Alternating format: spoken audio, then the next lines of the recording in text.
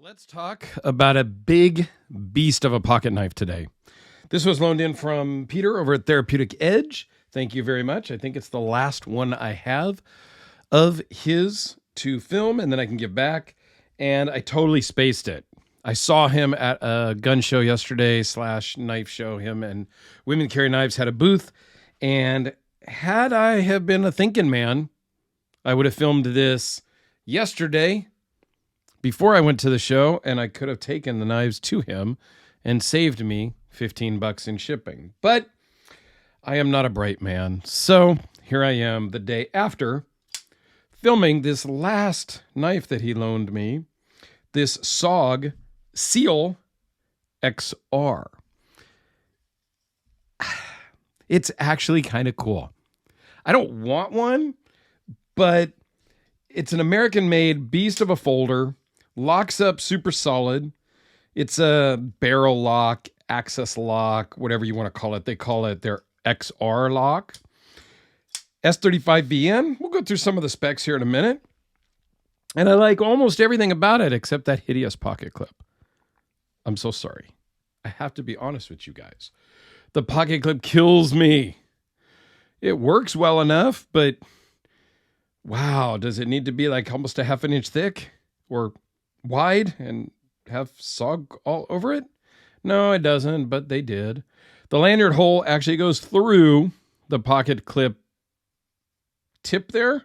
There is a what they call a persuader on the back, glass breaker, a pain impact point tool, whatever you want to call it. It is CPM S35VN, all blacked out, which I really like. Kind of Bowie style clip point there. A little thumb ramp on top with a bunch of jimping, which works really well. Glass reinforced nylon plastic, FRN style scales. Call it what it is. It's fancy nylon. Stainless steel, I guess it's just a steel. It's not titanium and fancy materials, okay? It's a standard built working man's pocket knife with a reversible clip. This is something that you could take out and really beat on because it's solid as a rock. It feels great in the hand. This could be something that you could actually just do a lot of work with on a daily basis out in the field, on a ranch, warehouse, that sort of a thing is where I think this suits, at least in my mind. And surprisingly, it is one of the biggest knives that is also super fidgety because of the the XR lock. When you pull the lock back, there's no resistance. Much like a button lock, they are drop shut, okay?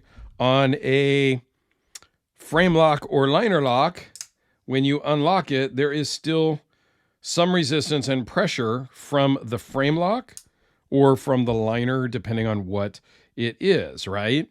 So that's why, yes, you can have some that are super drop shut, like this North Arm Skaha with a liner lock that is so drop shut, it almost takes work to get it to go. Because when you release it, it oftentimes will fall back locked. So yes, you can do them and have drop shutty with that style of lock, but that's uncommon.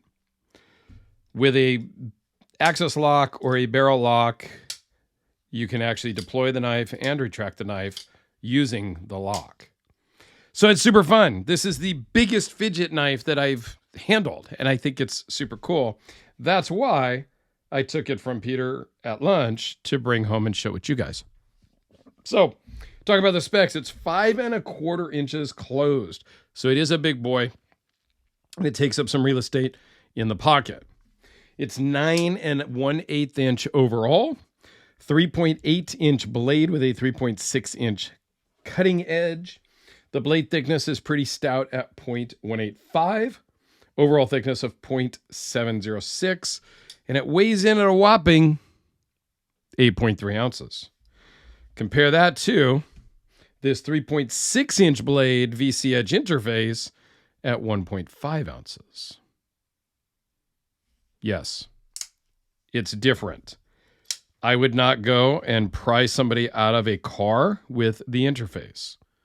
Unless it was a last resort. Like, I get it. Sometimes you are out somewhere and you have no options. You use what you have on you. This would, I don't know if it would work to cut open a car or get somebody out of a car in an emergency situation. But yeah, if I had this in my pocket and everything else I tried didn't work, I would try it. This, I could stab the car and I could cut it open like a freaking tin can and get a person out. Going to take a while. It's not the right tool for the job, but it is a tool that could absolutely handle the job. And when I hold this, I do kind of want to go stab something. It's not my knife. I'm not going to do that. I have done that before with this guy. I killed a jerry can. Killed it. It is done and dead with this, expensive custom knife. So I'd really like to do it with this roughly $225 knife on the SOG website. You can probably get it cheaper at other retailers. Maybe that was at Knife Center. I don't remember. I looked up a couple different spots. So $225. I think it's a cool knife that I don't want to own. No offense to it. It's just not something. I'm being much more selective in my collecting. Here it is next to the VC Edge interface. Here it is next to a Sharpie. The Spyderco Delica with, FRN, plastic, nylon, whatever scales. Same type of thing. How about we go blacked out again with the Kubi KB237. Still one of my all-time favorite budget knives. I don't know. Something about it is just super cool for $40. Can't go wrong with a quality built $40 knife.